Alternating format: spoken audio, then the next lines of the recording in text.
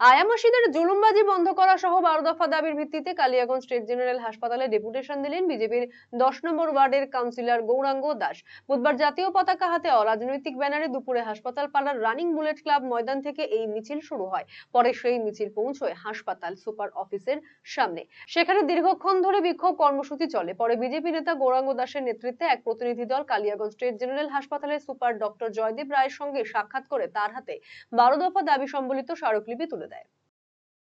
আমি কোনো রাজনৈতিক মতাদর্শে হতে পারি, কিন্তু রাজনীতির ঊর্ধ্বে আমি একজন সাধারণ মানুষ।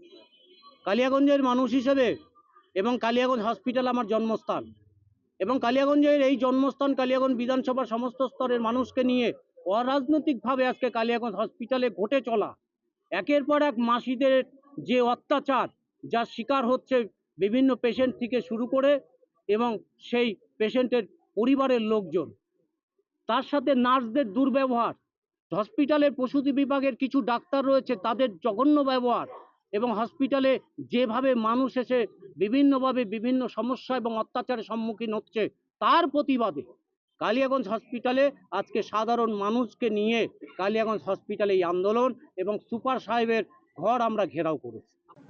রায়গঞ্জবাসীদের জন্য সুখবর, যারা দীর্ঘদিন ধরে পেটের সমস্যায় ভুগছেন তাদের জন্য রায়গঞ্জ দিশারিতে আসছেন ব্যাঙ্গালোরের প্রখ্যাত গ্যাস্ট্রোএন্টারোলজিস্ট ডাক্তার ইরশাদ আলী, এইচএমডি, ডিএনবি।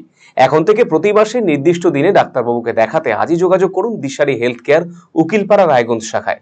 যোগাযোগ করুন 7477785509 এই নম্বরে এবং 7477785512 এই নম্বরে।